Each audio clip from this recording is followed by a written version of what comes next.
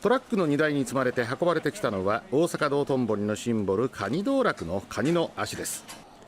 今年8月頃から動きが悪くなり、今月20日修理のため足2本が外されました。そして今日午前1時頃、修理を終えた足を取り付ける作業が始まりました。市民らが見守る中、作業はおよそ4時間かけて終了し、胴体におかげさまで元気になりましたと書かれた幕が掲げられました。いつも通りのマイペースな動きやなと安心してます。これから元気を届けていきたいなと。